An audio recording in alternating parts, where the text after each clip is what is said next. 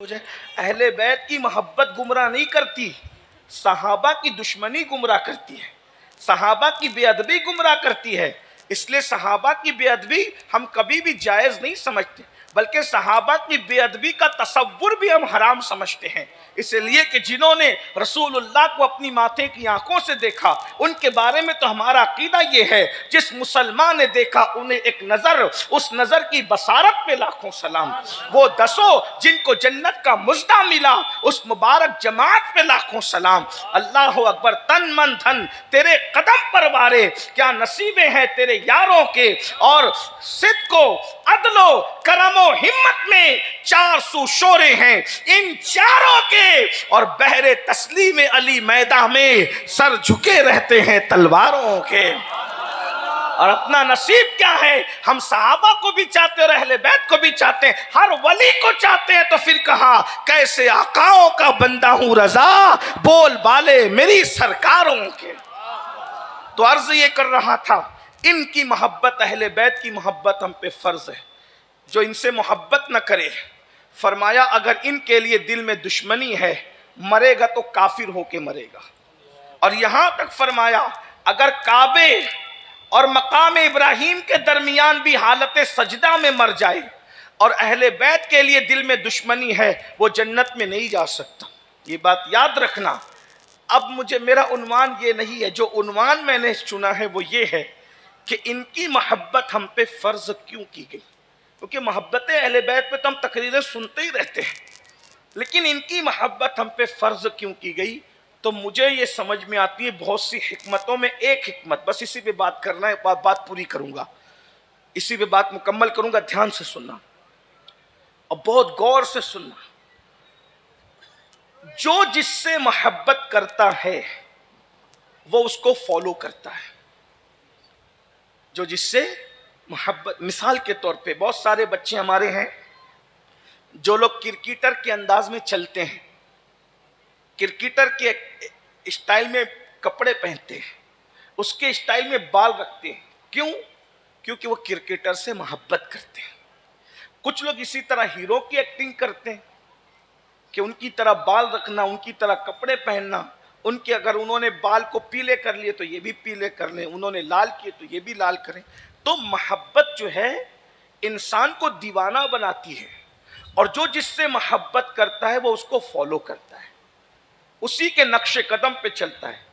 تو اللہ کی یہ مرضی ہے کہ تم میرے محبوب کی اہل بیت سے محبت کرو، تاکہ تم جس کو فالو کرو وہ میرے نبی کی اہل بیت ہو، میرے نبی کا خاندان ہو۔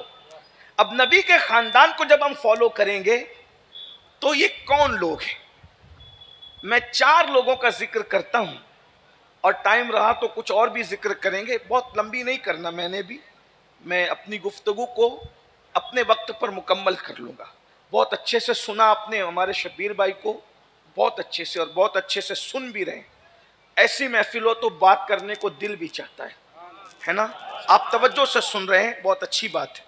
میں نبی کا گھر کیسا ہے، نبی کا خاندان کیسا ہے، جو ان کو فالو کرے گا وہ کبھی بگڑے گا نہیں، وہ کبھی گمراہ نہیں ہوگا۔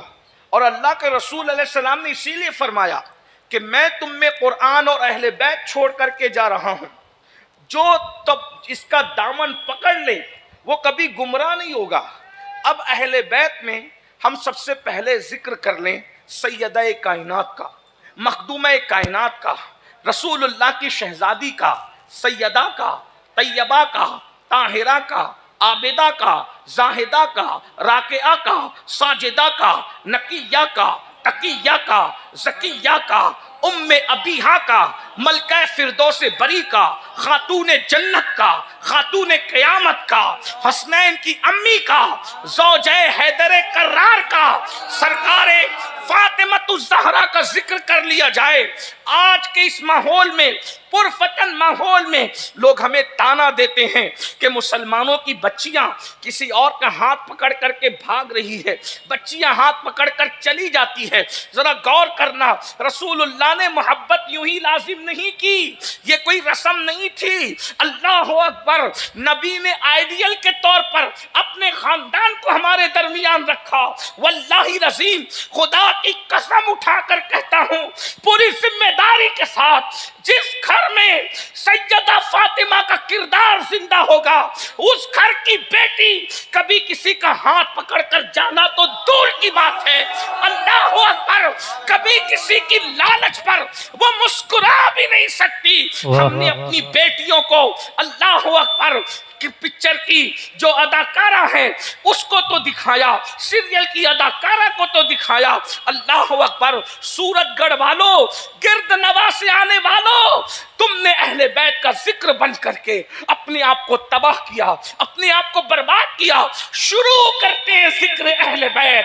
اب سب دھیان سے سننا، ہوش و گوش سے سننا. نبی کے گھر میں جو